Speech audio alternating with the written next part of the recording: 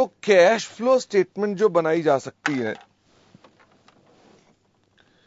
क्या सोर्स में cash account, bank account और कैश इक्विवेलेंट अकाउंट से बनाई जा सकती है? और इस मेथड का नाम क्या होता है? इस मेथड का नाम है डायरेक्ट मेथड। कर लिया हमने। फिर मैंने कहा कि इसी के लिए कुछ और भी सोर्स हो सकता है। बताओ क्या? दो बैलेंस शीट्स हो और इंफॉर्मेशन हो, इससे भी कैश फ्लो बनाई जा सकती है। मुझे बताना इस मेथड में कौन से लेजर काम के हैं? यह लेजर काम के हैं। इस मेथड में भी हम लेजर्स बनाएंगे। मुझे फटाफट से बताओ अब कौन से लेजर काम के हैं? अब कौन से लेजर काम के हैं? अब हमारे ledger other than cash, bank and cash equivalent, हम उनके अलावा बाकी सब लेजर से काम करते हैं। तो हमारी टेक्निक क्या होती है? फटाफट से बताओ हमारी टेक्निक क्या होती है? हम दो बैलेंस शीट से क्या ले लेते हैं? Opening balance, closing balance. क्या यही करते हैं? हम दो बैलेंस शीट से क्या ले लेते हैं? Opening balance, closing balance. जो इंफॉर्मेशन है वो भी लेजर में पोस्ट कर देते हैं। और फिर क्या लगाते हैं? Best assumption. क्या लगाते हैं? Best assumption. क्या बेस्ट अजम्पशन की कोई लिस्ट है? जी नहीं। प्रैक्टिस करते करते खुद दिमाग चलना शुरू हो जाएगा कि हां, हम इस प्रकार से सोचते हैं। हम अपने पास क्या सभी लेजर्स को बनाते हैं? We try to use smart method. Smart method मतलब विदाउट प्रिपेयरिंग ऑन पेपर। हम पेपर पे हम इसको नहीं बनाते। बताओ हम कहां बनाते हैं?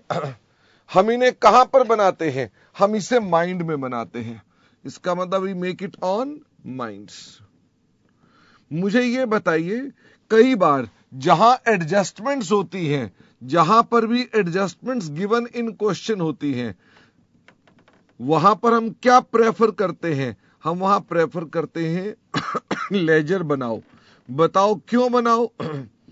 क्योंकि हमारे पास ऐसे में 2 या 3 नंबर इसके आमतौर पे मिलते हैं। इसका मतलब ये भी मैंने आपको बताया। फिर मैंने कहा कि हम जब इसके अंदर कैश फ्लो बनाते हैं तो इसके अंदर कई सारे लेजर्स हैं। तो मैंने आपको सबसे पहले कहा कि जो आपका P&L अकाउंट का डिफरेंस होता है, ये असल में बैलेंस शीट में जो P&L दिखता है, क्या ये P&L एप्रोप्रिएशन अकाउंट होता है? फटाफट से बताओ। जो बैलेंस शीट में दिखता है ये क्या P&L एप्रोप्रिएशन होता है? हां। आजकल लिखा जाता है क्या एप्रोप्रिएशन? आजकल एप्रोप्रिएशन वर्ड लिखा नहीं जाता, तो लिखा यही जाता है। तो P&L अकाउंट में यदि आपको बनाना पड़ जाए P&L एप्रोप्रिएशन, तो मुझे बताओ इसके बैलेंस BD है 1 लाख, इसका बैलेंस CD है 1,20,000 और हमारे को कुछ पता नहीं, तो इन दोनों के डिफरेंस को हम क्या बोलते हैं? What is the best assumption? हम क्या मानते हैं? हम मानते हैं कि this must be your net profit. आपको याद है हम इसको क्या मान लेते हैं? नेट प्रॉफिट मान लेते हैं। और इस नेट प्रॉफिट को भी हम क्या एज्यूम कर लेते हैं कि ये किस में आया होगा? ये कैश में आया होगा। और अगर ये कैश में आया होगा तो कहां चला जाएगा? तो ये हमारे पास ऑपरेटिंग में चला जाएगा। लेकिन क्या इसके अंदर मिलावट हो सकती है? फटाफट से बताओ। मिलावट हो सकती है। तो क्या मुझे इसे बाद में इंप्रूव करना पड़ेगा? The answer is yes. इसका मतलब मैं नेट प्रॉफिट को बाद में इंप्रूव करूंगा। कैसे करूंगा? वह समय समय पर घटनाएं आएंगी तो करेंगे। ये एक एस्पेक्ट था। क्या ये लेजर मैंने आपके साथ बनाया था कि मैंने आपको ओपनिंग क्लोजिंग से ही देखने को बोल दिया था? तो हमने यहां स्मार्ट मेथड लगाया था। हमने ओपनिंग क्लोजिंग के डिफरेंस को मन में ही करके उसका नेट प्रॉफिट निकाल लिया था। क्या आप अकाउंट बनाएंगे तो गलत होगा? जी नहीं, अकाउंट बनाकर भी कर सकते हो। फिर मैंने आपको कहा कि बेटा दूसरा अकाउंट जो लगभग हर सवाल में यूज होता है वो किसका है? पीपीई का। आप पीपीई बोल दो, आप इसे फिक्स्ड एसेट्स अकाउंट बोल दो, आप इसी में इनटेंजिबल बोल दो, क्या सब एक ही बात है? बस फर्क कितना है? पीपी में किस वर्ड का यूज किया जाता है? डेप्रिसिएशन। इंटेंजिबल में किसका यूज किया जाता है? इसमें यूज किया जाता है अमोर्टाइजेशन। होता सब कुछ सेम है।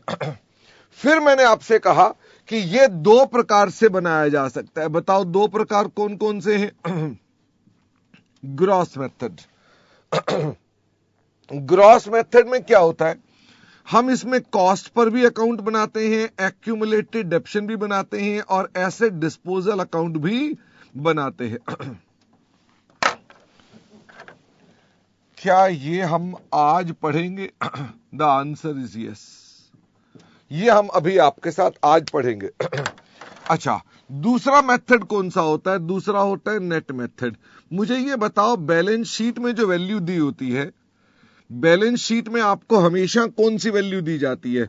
हमेशा नेट वैल्यू दी जाती है। बैलेंस शीट में हमेशा क्या होता है? नेट अमाउंट होता है।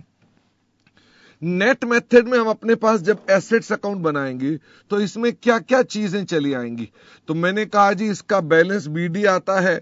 ये बैलेंस बीडी कहां से उठाते हैं? बैलेंस शीट से उठाते हैं। भूल ना जाना, कई बार बैलेंस शीट में क्या बीडी सीडी उल्टे दिए होते हैं। आई मीन टू से पहले क्लोजिंग और बाद में ओपनिंग दिया होता है, कई बार पहले ओपनिंग और बाद में क्लोजिंग दिया होता है। तो यानी आपको अपने पास हमको इसको सोचना पड़ता है। मुझे ये बताओ, इसके अंदर हमको कोई अगर परचेज हो तो हम बैंक से परचेज कर लेते हैं। अच्छा ये बताओ, अगर कोई सेल हो तो बैंक से सेल कर लेते हैं। अगर क्वेश्चन में ना लिखा हो तो सेल परचेज की डेट हम क्या एज्यूम करते हैं? सेल परचेज की डेट हम first day of the year assume करते हैं। अच्छा ये बताइए, क्या ये हमारे पास जब सेल करेंगे तो हो सकता है हमको कोई लॉस ऑन सेल भी हुआ हो? हां। क्या हो सकता है हमें कोई गेन ऑन सेल भी हुआ हो? The answer is yes. ध्यान दीजिएगा, ये जो लॉस ऑन सेल, ये जो गेन ऑन सेल है, ये आपके बाद में नेट प्रॉफिट को क्या करना पड़ेगा? इंप्रूव करना पड़ेगा। तो मुझे फटाफट से बताइए, नेट प्रॉफिट में ऑलरेडी घटा हुआ है लॉस ऑन सेल, तो क्या करेंगे?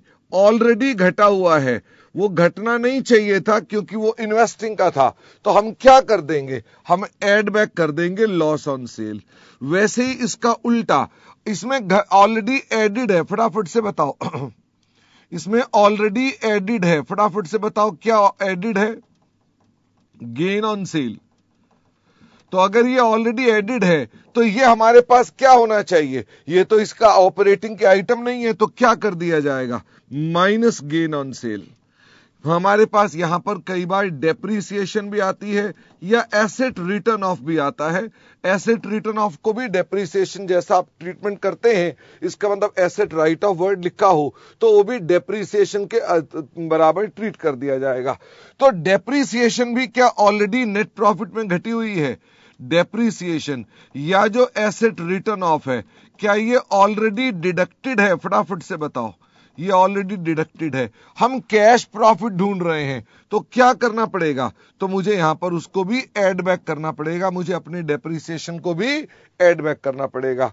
क्या मेरे पीपीई में कुछ और भी चीजें हो सकती हैं? हाँ, रीवैल्यूएशंस हो सकती हैं कि हमने कोई रीवैल्यूएशन कर रखी हैं जो अपवर्ड भी हो सकती हैं, डाउनवर्ड भी हो सकती हैं, या और भी कोई चीजें हो सकती हैं। तो आज हम अपने पास क्या रीवैल्यूएशन को भी पढ़ेंगे। हम आज छोटा सा मुद्दा रीवैल्यूएशन का, उसको भी डिस्कस करेंगे कि रीवैल्यूएशन का क्या होगा। इसके अलावा हमने आपको एक और स्पेशल बात बताई थी। कई बार ये बदतमीजी पर आ जाता है, डेप्रिसिएशन का अमाउंट नहीं बताता, क्या बता देता है? रेट बता देता है। इसका मतलब वो हमको रेट बता देता है। तो ऐसे में अगर मान लीजिए transaction first day of the year है, क्या यही हम लोग एज्यूम कर रहे होते हैं? यही हम लोग एज्यूम कर रहे होते हैं। तो हमें अपने पास क्या करना चाहिए? स्मार्टली डेप्रिसिएशन को कैसे कैलकुलेट करते हैं? हम क्लोजिंग बैलेंस को डिवाइड कर देते हैं। बताओ किससे? भाई जो बचा हुआ बैलेंस है वो क्या होगा? अगर 10% डेप्रिसिएशन है तो इसका मतलब वो कितना होगा? 90%। अगर क्लोजिंग बैलेंस रिप्रेजेंट करता है 90%, तो क्या इस फॉर्मूले से फुल वैल्यू मिल जाएगी? क्या इस फॉर्मूले से फुल वैल्यू मिल जाएगी? The answer is yes. अगर इसको मैं डेप्रीसिएशन के रेट से मल्टीप्लाई कर दूंगा तो क्या डेप्रीसिएशन का अमाउंट आ जाएगा? The answer is yes. हमारे पास इसका ऑल्टरनेटिव मेथड क्या एक्स लगाकर भी किया जा सकता है कि let purchase be equal to x. हम परचेज को एक्स मान करके उसे इक्वेशन में बनाकर भी कर सकते हैं, लेकिन वो मेथड कॉम्प्लेक्स हो जाता है। इसका मतलब पता हमको वो भी होना चाहिए, बट वो मेथड भी हमारे पास आ जाता है। हमने आपके साथ पिछली क्लास में ये सब कुछ पढ़ा था, आज हम इसके आगे चलेंगे।